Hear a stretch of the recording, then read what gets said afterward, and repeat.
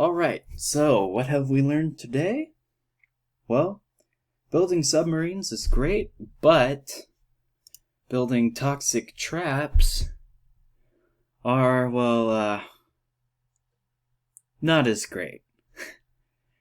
Everyone was warning me that I was going to get kicked, and they were correct. So, my advice is don't be stupid like me and build these.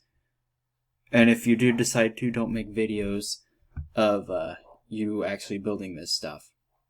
I'm not going to be uploading any more boat trapping stuff, obviously. But anyways, I still would like to make a video on the basics of building submarines, so I figured I'd do the next best thing. And so today I'm just going to be drawing out the basic fundamentals of submarine building, or really how you can build any kind of submarine, actually. So, without further ado, I'm going to start off with a simple square. We can call this square, I don't know, one thing of ice shield. Or better yet, let's take the very first design I made, because since there's a video of this design, it might be easier to visualize it, I'm thinking. So just pretend that you're looking at that very first design, alright? So we got that nice thing of iron that's stretching out here. We have the seat that's angled up in the front right here. And then we have our cannon right here. Nice big cannon. So, why does this design work? Well, first off, the big takeaway of any submarine is going to be your seating placement. The seat is always angled like this to the rest of your boat, because whenever it self-rights, it's going to be turning this way, which is going to bring the rest of the boat right here, it's going to bring it down. And since you're now driving forward right here, you're going to have this kind of movement, which is going to bring you under the water. So, seat placement is everything. Now with the addition of the gyroscopes and stuff, you can do a slightly different method now to submarines. Take a slightly different approach.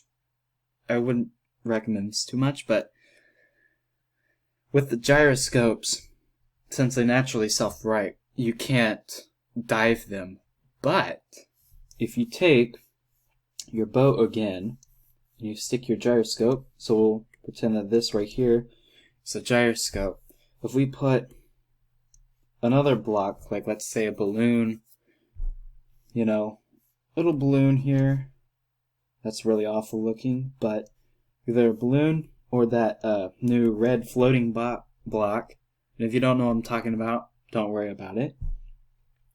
I don't know what rank they unlock at yet, but you could take either of these two right here, and what it will do is it will raise, if this is the water line, it will raise this out of the water, and then you delete whatever is allowing it to float. So if you remove this, the object will fall, and because of the gyroscope naturally wanting to self-right, it will force the boat to stay parallel to the water, which will keep it underwater for an extended period of time, so you can go in any direction and you're completely stable. Again, I don't recommend this way because the problem that you're going to run into is you don't have a whole lot of control at when the boat surfaces or not, and you're at risk whenever you delete this floating block. You could actually delete a part of your boat that you don't want to delete.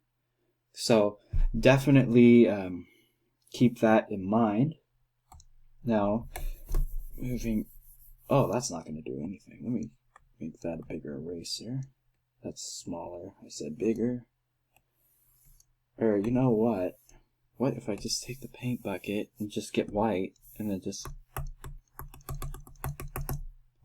Oh, that did like absolutely nothing, but you get the point. So you probably would want to go with a traditional boat, and I don't blame you, or I mean the traditional submarine design. So if this is our water, if I forgot, there we go. So if this is the water line right here, you're going to want that traditional boat where here's your boat right here, and you have the angled seat, because it's going to do this, which is going to bring you down. So I always put the seats in the front. You don't have to put them in the front.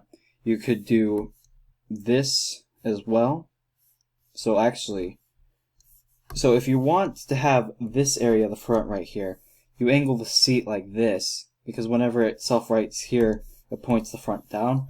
Now, I'm not a big fan of having the seat in the back, because the turning is super weird from the back. It's a lot easier to turn things whenever the seats are in the very front. So I keep my seats in the front, and then, of course, by having them in the front, whenever you dive, your body is the first thing to go under the water, so that's going to give you a little bit more protection. So things to consider when building submarines of any kind. The basic principles are the water line is your pivot point. I want you to look at this as a point, alright? And what you're trying to do is your boat is supposed to act like a lever.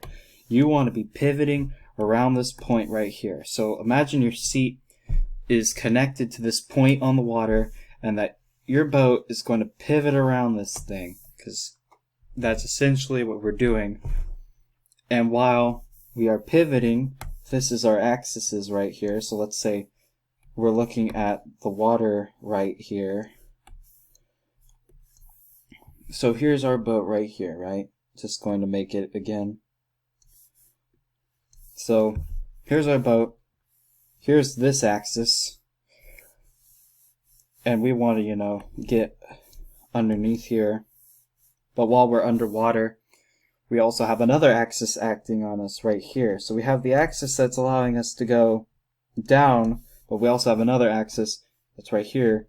That's our side to side, and that's what's going to cause us to tip. Whenever you build the boat, you can't build it too narrow, because if you build it too narrow, what's going to happen is you're going to have a very tough time trying to keep it from tipping and rolling upside down whenever you go underwater. When you're above water, it's a little easier to control, but when you go underwater, it gets very easy for stuff to capsize and tip. So you have to try to balance it. Some suggestions for fixing this. You get, if this is your water level, and you have your boat again. This time, we're looking at it head on. So here's the seat right here. So you have a super narrow boat that can roll either direction when this thing dives underwater. One of the things we can try to do, we can stick weight in the middle underneath the water to make it heavier on the bottom to keep it from tipping. We can also increase the float right here and here on the sides of it to try and keep it from tipping as well. Really, it's a lot of trial by error, and it's just something that you have to play around with, honestly. I wish I could say more, but it's really, there's really not too much I can say since we're not in-game. Of course, I understand why I got banned, because I did something really stupid, but I still wanted to upload this, so I hope it helps some people.